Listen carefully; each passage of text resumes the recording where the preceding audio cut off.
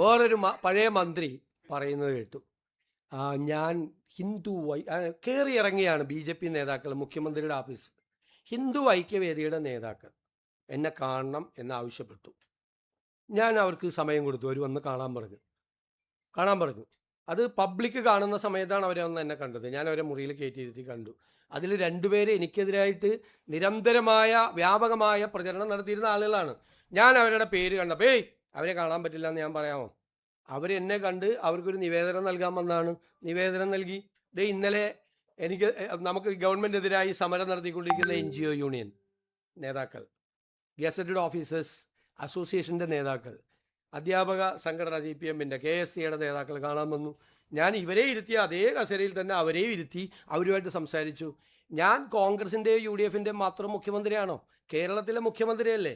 എന്നെ കാണാൻ വരുന്നവരോട് ഞാൻ നിങ്ങളെ കാണില്ല എന്ന് പറയാമോ? ഞാൻ അത് ചെയ്താലല്ലേ തെറ്റ്? പിന്നെ പഴയ മന്ത്രിയായിരുന്ന ശ്രീ റിയാസാണ് പറഞ്ഞത് ഇവിടെ കയറി ഇറങ്ങാണെന്ന് പറഞ്ഞു. അദ്ദേഹത്തിനോട് എൻ്റെ മറുപടി, ഞാൻ ഒളിച്ചല്ല കണ്ടത്. പിണറായി വിജയൻ ചെയ്തതുപോലെ RSS നേതാക്കളെ വേറെ കാറിൽ പോയി മസ്കറ്റ് ഹോട്ടലിൽ പത്രക്കാരെയൊക്കെ മാറ്റി നിർത്തി ആരെ അറിയാതെ ഒളിച്ചല്ല കണ്ടത്. അതാണ് റിയാസിനുള്ള മറുപടി. ഒളിച്ചല്ല കണ്ടത്, രഹസ്യമായിട്ടല്ല കണ്ടത്. ഇവിടെ നൂറുകണക്കിന് ജനങ്ങൾ കാണാൻ വേണ്ടി വരുന്ന കൂട്ടത്തിൽ അവർ നേരത്തെ പറഞ്ഞു, അവർ വന്ന നിവേദനം അവർ തന്നു, അവരുമായി സംസാരിച്ചു. ഇതൊക്കെ എനിക്ക് തോന്നുന്നു, ഞാൻ അവർക്ക് ഒരു അനുമതി നിഷേധിച്ചാലാണ് അത് വാർത്ത.